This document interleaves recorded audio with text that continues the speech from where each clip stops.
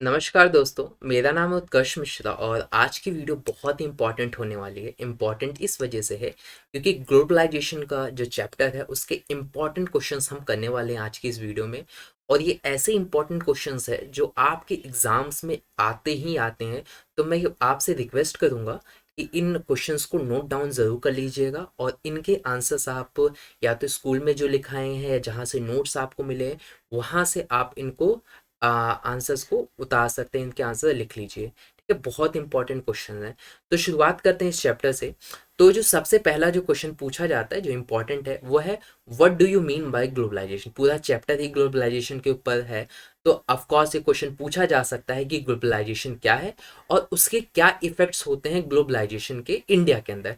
Basically यहाँ पे India के अंदर पूछा गया, या ऐसा भी पूछ सकता है इंडिया को हटा के कि इफेक्ट्स क्या हैं ग्लोबलाइजेशन के। ठीक है, अभी तो आपको ये पढ़ना है कि जो इंडिया है उसका इफेक्ट्स, इवन आपका टॉपिक भी है कि इंडिया के अंदर किस तरीके से उसका इम्पैक्ट है ग्लोबलाइजेशन का। तो आप इसको नोट डाउन जरूर कर लीजिएगा, ये इंपॉर्टेंट है, लॉन्ग में पूछा जाता है।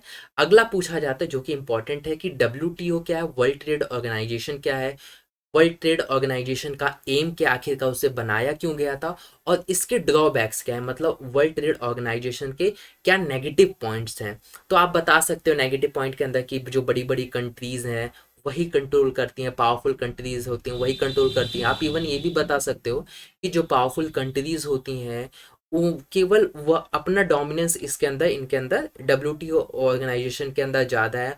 वो खुद तो रूल को फॉलो नहीं करवाती लेकिन स्मॉल कंट्रीज से रूल्स को फॉलो करवाती हैं। तो इसी तरीके से ऐसे आप लिख सकते हो।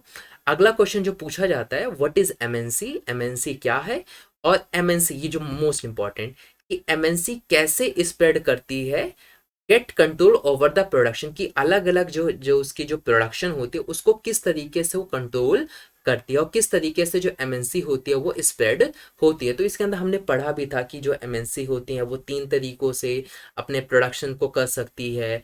पार्टनरशिप कर सकती है, फिर वो क्या कर सकती है वहाँ के लोकल कंपनीज को खरीद सकती है, फिर ऑर्डर दे सकती है। ये सब हमने पढ़ा था, तो इसका आंसर वहां से लिख लेना।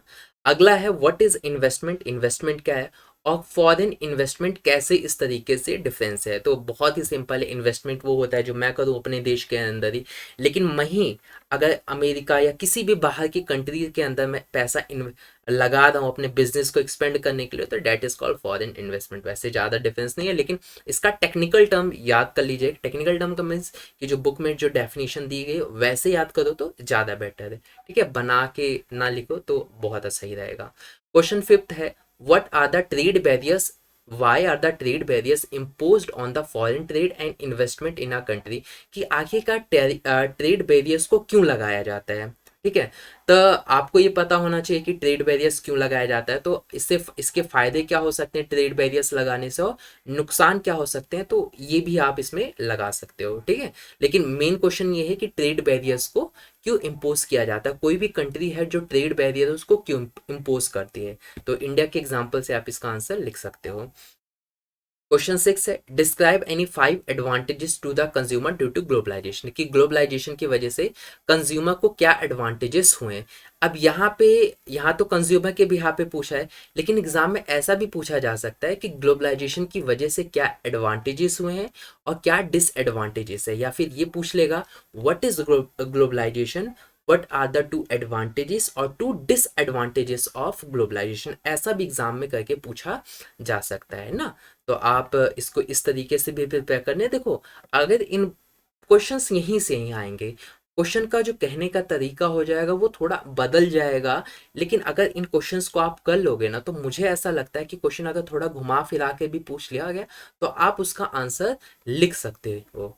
क्वेश्चन सेवन क्या है what are the factors that have stimulated और इनेबल्ड ग्लोबलाइजेशन प्रोसेस, यानी ऐसे कौन से वो फैक्टर्स है, ऐसी वो कौन सी चीजें हैं जिनकी वजह से ग्लोबलाइजेशन हो रहा है, जिनकी वजह से ग्लोबलाइजेशन हो पा रहा है ना, अदरवाइज नहीं हो पाता। तो वो क्या रीजंस है, तो इसका आप अच्छे से पढ़ लीजिएगा। ठीक है, ये भी लॉन्ग में पूछा जाता है।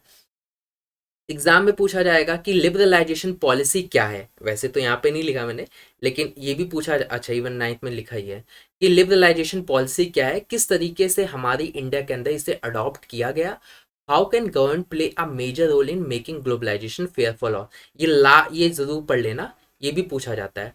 How can government play a major role in making globalisation fair for all, ये आपके लास्ट, ये वाला जो इसका आंसर है ना, आपके लास्ट ग्लोबलाइजेशन का जो लास्ट टॉपिक है, वहां से इसका आंसर आपको देखने को मिलेगा, तो इसका आंसर वहां से लीजिएगा। और ये तो ये पूछा जाता है कि हमारे इंडिया के अंदर किस तरीके से लिबरलाइजेशन पॉलिसी को अडॉप्ट किया गया। पहले हमें पता है कि पहले ट्रेड बैरियर्स लगाया था, फिर एक समय आया, फिर हमने जब हमारी जो कह सकते हैं ना, जो हमारे प्रोड्यूसर्स थे, इंडिया के प्रोड्यूसर्स जब वो स्ट्रांग हो गए, फिर हमने लिबरलाइजेशन पॉलिसी को अडॉप्ट किया, कुछ ही जगहों सेक्टर्स में खोला, पूरे हर एक सेक्टर में नहीं खोला, धीरे धीरे करके हमने आने दिया, फिर पूरी तरीके से हमने फ्री कर दिया। क्लियर, तो पढ़ लेना इस टॉपिक को, बहुत ही इंपॉर्टेंट है। अगला क्वेश्चन वही मैंने पूछ लिया कि व्हाट इज लिबरलाइजेशन, ये आ सकता है। इसके 5 इफेक्ट्स बताओ इंडियन इकोनॉमी पे, कि लिबरलाइजेशन होने की वजह से इंडियन इकोनॉमी पे क्या इम्पैक्ट पड़ा है, इसका क्या इफेक्ट आया। तो क्या इफेक्ट आया होगा कि जैसे कंज्यूमर और हमारे पास फॉरेन इन्वेस्टमेंट आ चुकी है, और हम बता सकते हैं कि कंज्यूमर्स को बहुत ही ज़्यादा फ़ायदा हुआ है, मार्केट में कंपटीशन बढ़ा है, इवन कई कंपनीज जो हैं वो खुद एमएनसी बन चुकी हैं, मतलब जैसे पार्टनरशिप वार्टनरशिप कर लेती हैं, तो इससे कंपनी की ग्रोथ हो जाती है। तो मेरे साथ कोई पार्टनरशिप कर लेगा तो मेरी ग्रोथ हो जाएगी, तो मेरे पास जब पैसे आ जाएंगे तो मैं भी तो सोच सकूंगा ना कि मैं भी अपनी कंपनी किसी दूसरे देश में खोल लेता हूँ। तो ऐसे बहुत सारे फायदे हुए, तो आप ऐसा लिख सकते हो। अगला क्वेश्चन 10 है, how information technology is increasing in the globalisation explain, कि किस तरीके से जो इंफॉर्मेशन टेक्नोलॉजी है वो बढ़ रही है ग्लोबलाइजेशन के अंदर, तो आप इससे बता सकते हो। ठीक है, या फिर क्यों इंफॉर्मेशन टेक्नोलॉजी की वजह से ग्लोबलाइजेशन इनेबल हो रहा है, ऐसा भी करके पूछ लेगा, तो आप ऐसे लिख सकते हो। What are the disadvantages of globalisation, ये मैंने हालांकि पहले बता दिया, और एडवांटेजेस क्या है ये भी बता दिया है। ये पूछा जाता है, टॉपिक के बीच में आपका बना हुआ है, वहां से पूछा जाता है, येलो कलर का एक बॉक्स है आपके चैप्टर के अंदर, वहां से पूछा जाता है कि what is special economic zone, या व्हाट इज एसईजेड, और what are the steps have been taken to attract foreign investment. तो फॉरेन इन्वेस्टमेंट को अट्रैक्ट करने के लिए ही स्पेशल इकोनॉमिक जोन बनाया जाता है। स्पेशल इकोनॉमिक जोन के आगे मैं थोड़ा सा आपको हिंट दे दूं, तो कोई भी कंट्री है वो एक जगह डिसाइड कर लेती है जो बैकवर्ड होती है बेसिकली, अक्सर मोस्ट ऑफ द टाइम तो बैकवर्ड ही रहती है। तो गवर्नमेंट क्या करती है, उस इलाके को डेवलप करना है, तो डेवलप करने के लिए क्या करती है गवर्नमेंट, कहती है कि फॉरेन इन्वेस्टर से कहती है कि आप हमारे देश के अंदर आओ, और अगर आप इस जगह पर, मान लेते हैं जो लोकेलिटी है, ए लोकेलिटी है, ए लोकेलिटी के अंदर अगर आप अपने फैक्ट्रीज या ऑफिसेज को सेटअप करते हो, तो हम आपसे टैक्स नहीं लेंगे, आपको हम बिजली इतनी कम देंगे, आपको ये सुविधा हम मुहैया करवाएंगे, आपका साथ हम ये करेंगे, हम वो करेंगे। मतलब उनके साथ बहुत ही तरीके के प्रोमिस, और बहुत ही कहते हैं ना अट्रैक्टिव, लुभावने उनके साथ प्रोमिस या उनको वादे देती है, ताकि वो वहां पर आकर इन्वेस्ट करें। इससे 2 फायदे होंगे, हालांकि फायदे बहुत ही ज़्यादा होंगे, मैं फायदे की गिनती नहीं करता हूँ, लेकिन जैसे लोगों को जॉब मिल जाएगी, क्लियर, वहाँ का डेवलपमेंट हो जाएगा, कंपनी को भी फायदा होगा, सरकार को भी फायदा होगा, ग्रो हो रहा है, जनता के पास पैसा आ रहा है ना, बहुत सारे फायदे हो सकते हैं। तो ये थे स्पेशल 12 क्वेश्चंस जो आपके एग्जाम में पूछे जा सकते हैं। तो मेरी ये आपसे रिक्वेस्ट है कि इन क्वेश्चंस को ना आप ज़रूर याद कर लीजिए, या लिख तो ज़रूर लीजिए, क्योंकि देख लेना एग्ज़ाम में यहीं से पूछा जाएगा, इससे ही रिलेटेड पूछा जाएगा, इसी में से घुमा फिरा के पूछ पाछ लेगा, क्योंकि सारे क्वेश्चंस ना टॉपिक से मैंने बनाए, अंदर अंदर से बनाए हैं ना। तो हो सकता है, जैसे एक अब मैं आपको बता ही रहा हूँ, तो एक और क्वेश्चन मैं बता देता हूँ, क्वेश्चन 13, आप उसे नोट डाउन कर सकते हैं, ये उनके लिए जो अभी तक वीडियो देखे हैं। एग्जाम में ये भी पूछा जाएगा कि जो एमएनसीज हैं, अब जब वो किसी लोकल कंपनीज के साथ टाई अप करती हैं, तो उससे लोकल कंपनी को क्या फ़ायदा मिलता है। क्लियर, मान लेते हैं मैं इंडिया की एक लोकल कंपनी हूँ, बाहर की कोई कंपनी आके मेरे साथ पार्टनरशिप कर रही है, तो उससे मेरे को क्या फ़ायदा होगा, ये एग्जाम में पूछा जा सकता है। इससे फ़ायदा एक पहली चीज़ तो ये होगा कि मेरे पास पैसे आ जाएंगे, तो मैं नई मशीनें खरीद सकता हूँ। क्लियर, दूसरा फ़ायदा ये हो सकता है कि हो सकता है उसके पास टेक्नोलॉजी अच्छी हो, तो उसकी टेक्नोलॉजी मैं अपने देश में मंगा लूंगा, इससे मेरा प्रोडक्शन और बढ़ जाएगा। क्लियर, इस तरीके के फ़ायदे हो सकते हैं। उसके पास एक्सपीरियंस रहेगा, मेरे पास एक्सपीरियंस रहेगा, तो उसका एक्सपीरियंस मेरे साथ मिल जाएगा, गाइडेंस मिल जाएगी। क्लियर, क्योंकि वो बाहर हमारे देश में आके इन्वेस्ट कर रहा है, तो ऑफकोर्स ह्यूज होगा, थोड़ा बड़ा होगा कंपनी, तो उसके पास एक्सपीरियंस ज़्यादा होगा, देखा जा सकता है। तो उससे मेरे को बहुत कुछ सीखने को मिलेगा। तो इस तरीके से बहुत सारे आप फ़ायदे लिख सकते हो। ठीक है, उम्मीद करता हूँ आप लोगों को ये वीडियो अच्छी लगी होगी।